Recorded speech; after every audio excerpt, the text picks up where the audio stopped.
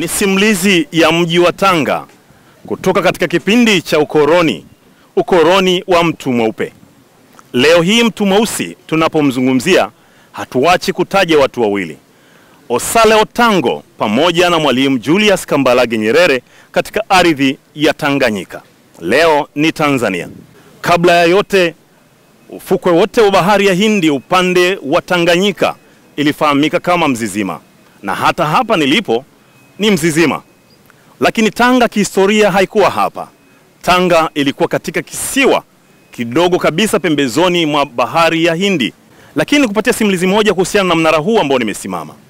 Mnara huu ulijengwa na wakoloni, ikiwa ni ishara tosha kwamba sasa historia ya Tanga kutoka katika kile kisiwa inahamia hapa. Ndipo Tanga ikaanza kama familia ya kwanza kutoka hapa, iliyoanzishwa na wazungu. Lakini wapo asili ya watu hapa, Wabondei na makabila mengine asili ya mkoa wa Tanga. Na kusimulia simulizi ndogo tu ya hiki ambacho unaendelea kukitizama. Mnara huu unaotizama mwaka wa 1886 ndio ulijengwa, ikiwa ni ishara kwamba sasa ule mji wa Tanga kutoka kule unahamia Mzizima. Mzizima ya leo tunaita Tanga. Ni katikati ya jiji la Tanga.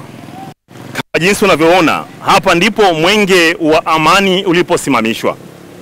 Najaribu kukuonyesha kila ambacho kilitokea katika dunia ya leo. Ni katikati ya jiji la Tanga. Mnara huu ambao uko nyuma yangu ni mnara ambao unaonyesha ishara tosha ya mji wa Mzizima kuanza upya mnamo mwaka wa 1886. Miaka milioni 150 iliyopita, bahari ya Hindi ilikuwa hapa na mapango haya yalikuwa chini ya bahari. Ni historia leo. Lakini kwa nini imekuwa hivi? Ni kwa sababu bahari ya Hindi imehama kutoka eneo hili na kwenda mbali, basi mapango haya yakabaki wazi. Ni historia. Lakini tizama mapango haya ambayo unayatizama leo Amboni, bila shaka unayasikia tu. Ukitizama mapango haya ni miamba ya asili ya chokaa. Maji ya chumvi ya bahari yatafuna miamba hii na kuacha maumbile mbalimbali. Kama jinsi unavyotizama umbile lile pale ni umbile la simba ambalo liko katika lango kuu la kuingia katika mapango ya Amboni. Ni safari ndefu, kuna vituo zaidi ya 11 humu ndani. Lakini nikusimulie jambo moja. Tunapozungumzia uhuru wa Tanganyika ndani ya ardhi ya Watanganyika, hatutamsahau mtu mmoja kutoka nchini Kenya miaka 1952 mpaka 1956, Osale Otango. Yeye kilio chake kikubwa ni kwa komboa watu weusi katika ardhi ya Afrika Mashariki. Osale Otango alifika maeneo haya mwaka 1952 katika ardhi ya Amboni, sehemu ambapo viwanda na wafanyakazi wa mashamba ya mkonge ya Amboni walipatikana, lakini chini ya mkoloni Mwingereza. Leo ninakusimulia juu ya Osale Otango kama mmoja wa wanaharakati waliopigania uhuru wa mtu mweusi kutoka kwa mkoloni. Tabu Mterekezo ni afisa mhifadhi msaidizi wa mambo ya kale. Anatusimulia. Kwa hiyo mapango haya tukiangalia ni mapango ya asili. Hakuna mwanadamu ambaye ametengeneza na kuita kama ametengeneza binadamu. Haya chanzo chake ni maji, na huu ni mwamba wa chokaa. Lakini hayo maji ya bahari ya Hindi kufunika umwamba kwenye karne hizo milioni 150. Kwa hiyo kusogea kwa maji ya bahari eneo hili tunapata pango. Kwa hiyo hili pango limesababishwa na njia ndani kwa mashimo, ndio watu wanapita, ndio tunapata pango. Na hili pango halina mtaalamu maalum ni nani amegundua na kulita mapango ya Amboni. Ila haya mapango yanaweza kutumia na wenyeji ambao makabila mkoa wa Tanga ni Wadigo, Wasambaa, Wazigua na Wabondei. Walitumia kama sehemu takatifu kwa imani, kwa sababu kuona liko katika maumbile ya kutatanisha. Hawakufahamu kitu gani kimetengeneza haya mapango. Kwa imani wanakuja kufanya kama sehemu ya kuomba. Na humo ndani kuna sehemu inaitwa Mzimu wa Mabavu, ambao watu wanakuja kwa shida mbalimbali ambazo kama maisha, wengine ndoa, wengine uzazi, hawana watoto, basi na mambo kama haya. Lakini katika haya mapango kuna vitu ambavyo vimetengenezwa katika vitu ambavyo kama vya kufananisha. Utakuta ukiingia ndani, hata dini utakuta sehemu kama kibla msikiti na maandishi ya Qurani, na kuna sehemu kama Wakristo utakuta mfano sanamu ya Bikira Maria na malaika Gabrieli. Kwa hiyo na sehemu nyingi, na pia kuna simulizi ambazo za tusema kama sasa hivi, kwa zamani tunasema kama ni alihamasisha uhuru wa Afrika Mashariki. Huyo anaitwa Osale Otango akitokea Kenya. Yeye alikuja mwaka 1952. Kwa hiyo 52 Kenya, Uganda, Tanzania yote ilikuwa utawala wa Mwingereza. Sasa kutoka Kenya alifikia kwenye mashamba ya ya Mkonge, Amboni Estate. Alifanya kazi, lakini sio nia na mazumuni ya kusema yeye anataka kama apate utajiri au posho ya kawaida. Yeye alikuwa tafuta njia gani nitakuwa mwenyeji hapa, baadaye niendeleze harakati zangu. Alifanya kazi, baada kwa mwenyeji ndio ambao masetra baada wale mabepali utawala wa mkoroni. Aliambia mbona hii kazi ngumu kuliko ni kipato? Wala kaambia huyu atawafundisha wengine, watakuwa hawatofanya kazi. Wakaona kama mwite jambazi. Kwa hiyo uhusiano mbaya katika serikali ya kikoloni na Osale Otango. Lakini Osale alikuwa na madawa kienyeji. Unaweza kumuona hapa mara ameyuka. Sasa akatokea Mtanzania anaitwa Paulo Hamisi, ambaye ni Mtanzania, ni Msambaa. Alipenda kushirikiana naye kwenye harakati. Ndio alipomwambia, lakini kwenye harakati zangu kuna kama masharti utamudu kama yapi, usijamiane na mwanamke nje ya ndoa. Kwa sababu Osale kwa sasa hivi unaweza kumuona, lakini akija maadui anapotea. Au unaweza kusikia sauti mtu haonekani. Asema mimi nitaimudu. Kwa hiyo akaendelea kwenye harakati zao. Sasa alipoona amezidiwa, aliomba msaada kwa wenyeji. Wenyeji wakamwambia, sisi hatuna uwezo wa kuwaficha, ila tuna uwezo wa kushirikiana baina sisi na nyinyi. Basi walipoona wenyeji wanakuja kwenye matambiko, Osale na Paulo ndo walifuatilia. Kwa hiyo wenyeji wanafanya matambiko. Kwa hiyo kwa sasa hivi ukienda kituo kimoja kinaitwa Osale Otango na Paulo Hamisi, mpaka sasa bado kipo kwenye simulizi, kwenye namba zetu za vituo, na hiyo kimoja hapo. Kwa hiyo hapo alijenga kichanja au mabenchi, walikuwa nalala kwa muda wote. Na hapa sasa hivi sio kama zamani kulikuwa kuko kusafi kama sasa. Ni njia moja na umekuwa kama msitu, lakini wako naingia hivyo hivyo, wanalala kwa muda wanaupenda. Kwa hiyo walifanya harakati zao 52 mpaka 56, baadaye wakaelekea Lushoto.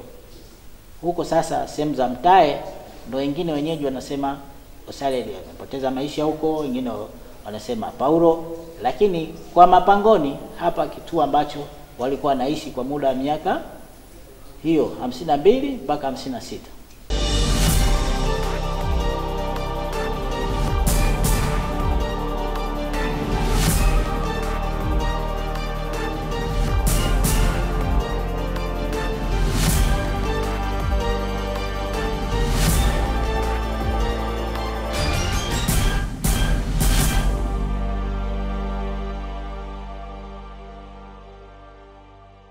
Hiki ni kituo namba 2.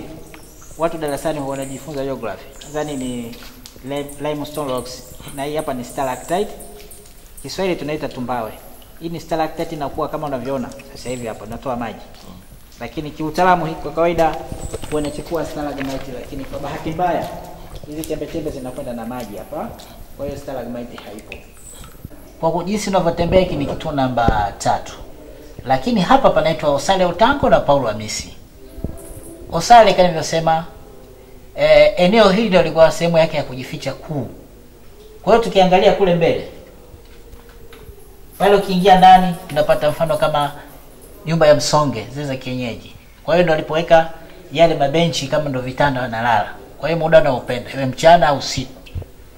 Baada ya hapo ndio tunaelekea mbele, tunaangalia vituo vingine. Hapa ndipo ilipo kambi ya Osale Otango, mpigania uhuru wa mtu mweusi ndani ya Afrika ya Mashariki. Kwa ndani kama jinsi ulivyoelezwa, kuna mita 3 kwenda juu kabisa. Huku ni giza totoro kabisa. Kwa hiyo hata kama angekuwa anafuatiliwa na mtu asingeweza kuonekana.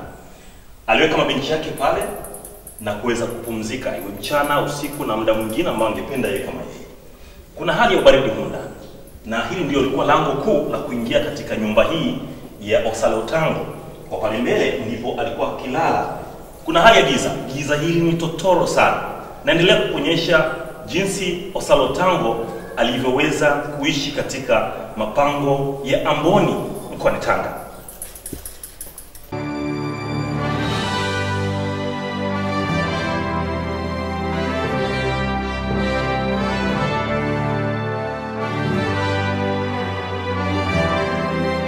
Hapa naweza kupata nafasi ya kuweza sasa kunyanyuka kutoka katika ile njia ambayo nilikuwa nakuonyesha. Ni mapito ya Osale Otango. Ni njia za kupendeza zingine kama jinsi unavyotizama hapa. Na kuna picha fulani, kuna sura fulani ambazo zimejitengeneza.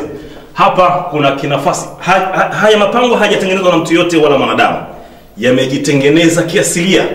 Kumbuka ilikuwa ni chini ya bahari miaka 150 iliyopita. Sasa yamebaki ni mapango, leo tunaita mapango ya Amboni. Ndio sehemu husika. Tazama hapa pia kuna kinjia kidogo hapa. Hiki kinjia kidogo hiki ukitizama kinakwenda huko, na kingine kinatoka hapa, lakini njia niliyopita ni hii hapa. Nikuonyeshe kidogo. Ndio njia ambayo nimepita toka mbali sana. Nimepita kwenye njia ambayo inatokea kwenye njia panda ya kuelekea Mombasa kupitia mapango haya na njia panda ya kuelekea Maweni. Kiukweli Tanzania kutoka Tanganyika ni simulizi ndefu. Tunamsema Osale Otango.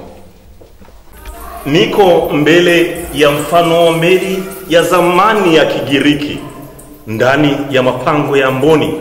Ni safari ndefu. Kutoka hapa meli ilipopaki, hapa kuna nafasi kubwa hapa. Ni kama vile bandarini sasa. Bandari meli ilipopaki au ilipoweka nanga yake, kama jinsi ukitizama hapa kuna unyevunyevu, ni sehemu ambapo meli hii imeweza kupaki. Lakini kutoka hapa mpaka njia panda kwenda Mombasa ni kama kilomita 250 hivi.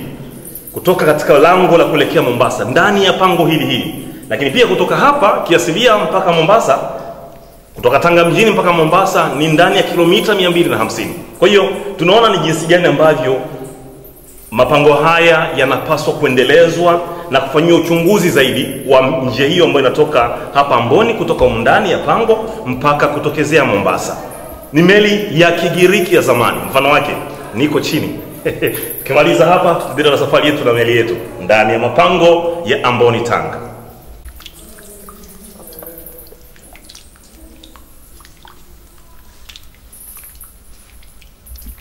Na tukiangalia kwa makini, kwa wale wanajua kusoma Qur'an, tukiangalia hii hapa, ile eneo hili, tukiongea kwa Kizungu nasema kama M. Lakini hii ukigeuza inakuwa kama W.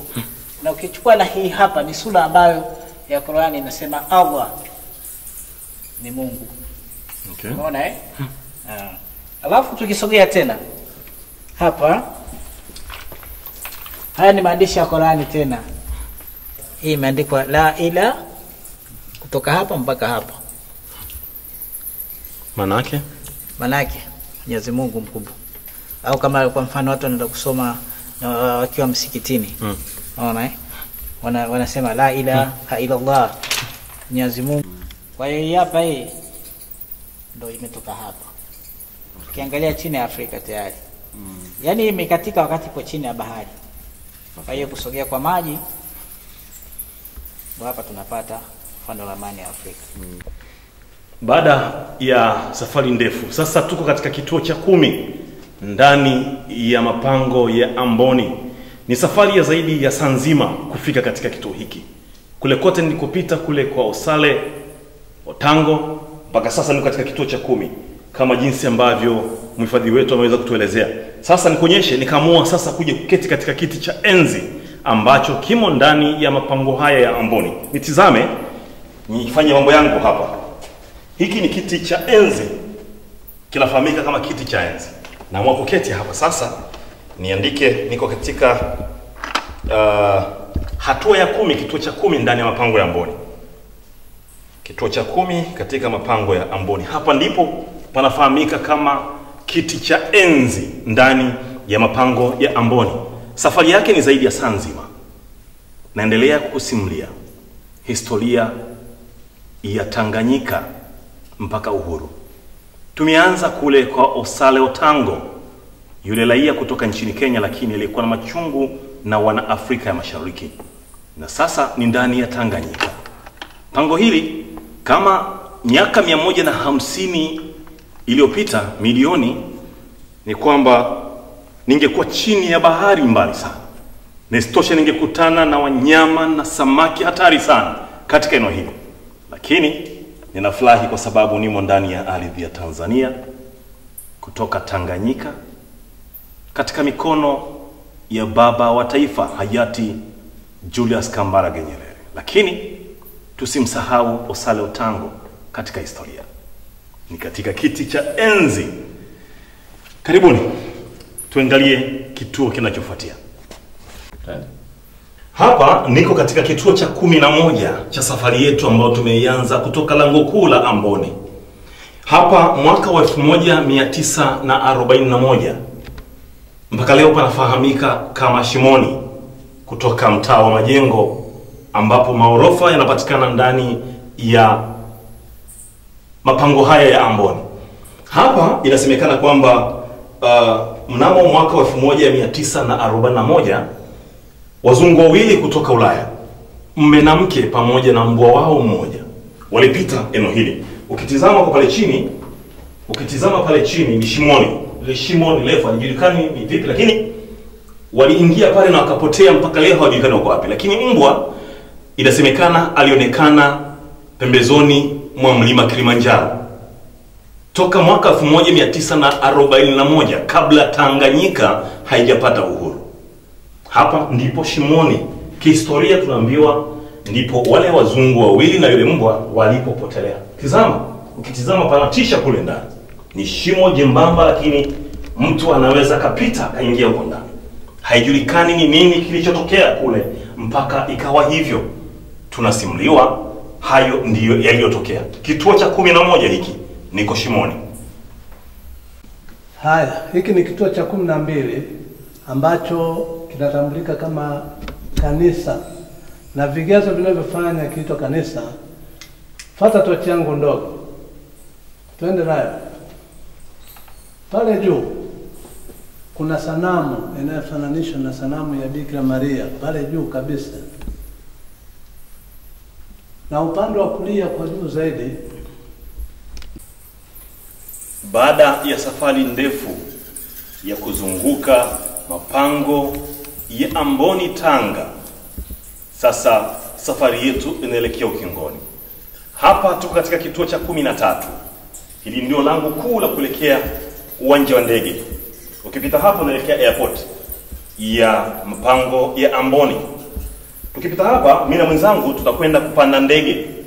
Utatizama na mwishoni tutashuka ndani ya ndege. Utatizama ni maajabu ambayo yako katika mapango ya Amboni, Tanga. Hii ndiyo Amboni, Tanga. Hebu tutizame, tukupeleke huko ambapo tunakwenda kupanda ndege. Karibu.